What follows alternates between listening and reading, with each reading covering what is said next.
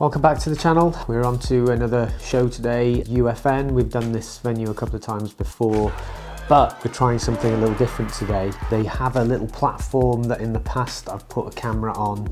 It's to the sort of right side of the ring, so it's not ideal. It's nice and high, and it's a little bit far away. So I've been looking for a solution to get a camera really high, sort of above the ring, looking down upon it. Really like that shot. I love the sort of higher end shows use that sort of shot. So I have invested in sports mast, it's called. It's made by a company called Hague. We bought a couple of their bits before in the college where I work. It's a 20-foot tripod.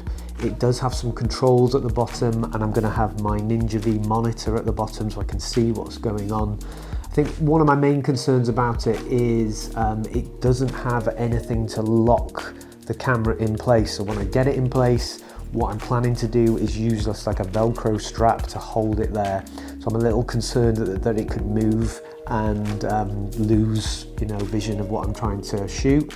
The other thing I'm a bit concerned about is sort of amending settings as we go along. So as the light changes through the day, I normally, do some minor adjustments with the aperture, and I will be able to do that, but it'll be a hassle to take the camera down, do the settings, put it back up, get it locked in place.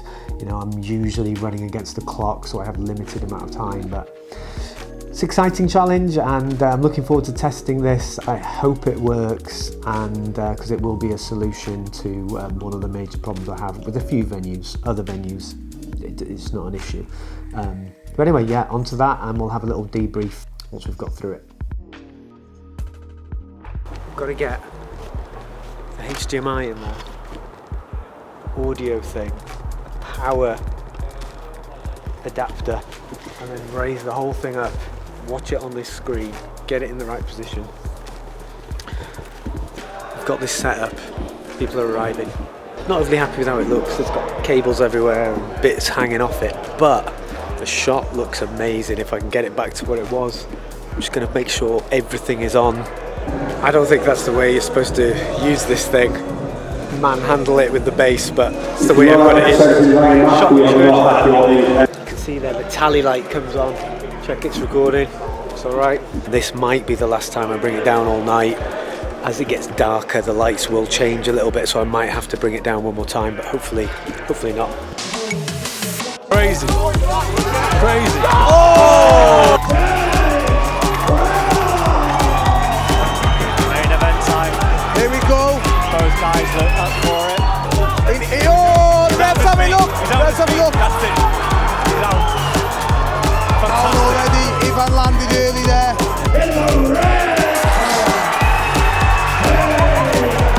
We are back from UFN, a really great show. Love the guys down there. They always make us feel very welcome, very accommodating with what I was trying to do. They kindly built a barrier around my tripod so it was protected from drunken, excited fight fans. I'd say it was a very successful test of the tripod actually. I'm really happy with the shot I got. I will definitely do a couple of things differently next time I use it. My Ninja V monitor ran out of battery, although I had a V-mount battery and another one. It still ran out of battery, so I've bought a mains adapter for that, just a cheap one I've got from Amazon. I don't think I really was setting it up correctly. So what I mean by that is I set it up to around 12 foot, so I didn't go to the full 20. I felt like around 12 foot was a really good shot for what I was looking for.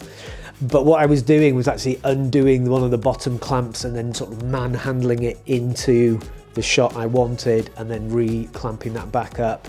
Once again, I shot in 4K and then was able to crop in all the cables hanging down and everything. That was a nightmare. I realized afterwards that I've actually got a 4-meter USB-C cable and I think a 10-meter auxiliary jack cable. So I'll be able to use those two cables and keep all of the power down on the floor, I would imagine.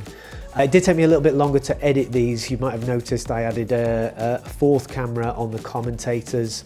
Just borrowed a cheap camcorder from college and set it up and just ran it through a few of the fights to see how that looked. Pretty happy with how that looked, but it was a bit of a faff to edit because I had to cut it up into the individual rounds. Once I'd done the main edit, sync that up, and it didn't sync automatically, so I had to find a manual point to sync that up. And then minimize it and just add it now and again through the fights. But I do think it added something, so I'll probably try that again. Anybody's got any other suggestions, because we're always trying to improve here and make the fight videos as engaging as possible. So if you've got any suggestions, just drop them in the comments. And if not, hopefully see you at the next one.